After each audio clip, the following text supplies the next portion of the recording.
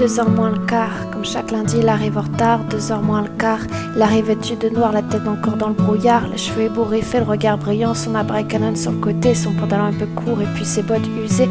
Il s'excuse en posant la main sur le cœur, en simulant une révérence, à peine entré dans la classe qu'il est acclamé par son audience.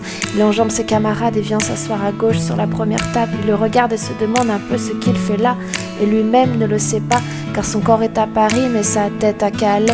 Il a laissé son cœur dans la jungle quand il se met à ouvrir son cahier.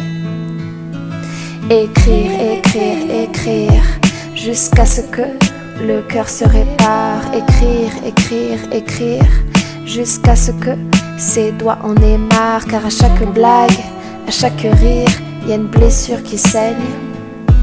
Et à chaque éclat de rire, il y a ces traumas qui lui enseignent que tout se construit, rien ne se perd, tout s'imbrique à sa propre manière. Mais dès qu'il ouvre la bouche, la classe rigole. Il n'a pas fait grand chose et tout le monde décolle. Il recherche mon attention et celle des autres. Il a besoin d'amour et surtout du vôtre. À chacune de ses blagues, de ses trouvailles, il y a un cri que j'entends de ses entrailles qui dit maman, maman, où es-tu? Maman, maman, je reviendrai, maman. Il ne me laisse pas te voir, mais maman, j'ai peur du noir. Qui dit maman, maman, où es-tu? Maman, maman, je reviendrai, maman. Il ne me laisse pas te voir, mais maman, j'ai peur du noir. Maman, j'attends juste se laisser passer ce précieux papier qui tarde à arriver. Je tourne en rond ici dans cette pièce pendant que toi tu souffres dans ta vieillesse. Mais enfin, laissez-moi la voir avant qu'il ne soit trop tard, avant qu'il ne la recouvre d'un drap noir. Laissez-moi l'approcher, traverser cet océan et l'accompagner. Cette maladie ne lui laisse aucun répit. Elle est pire que cette solitude dans laquelle je vis. Moi je vis en mode survie, pendant que ma mère crie laissez-le entrer, rendez-moi sa vie. Parce qu'à cause de cette guerre qui me l'a pris, mon cœur s'est rempli de mépris.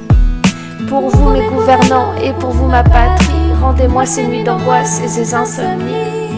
2h moins le quart, comme chaque lundi il arrive en retard. Mais cette fois il a le teint blafard. Il est physiquement là mais sans joie, la douleur le laisse sans voix.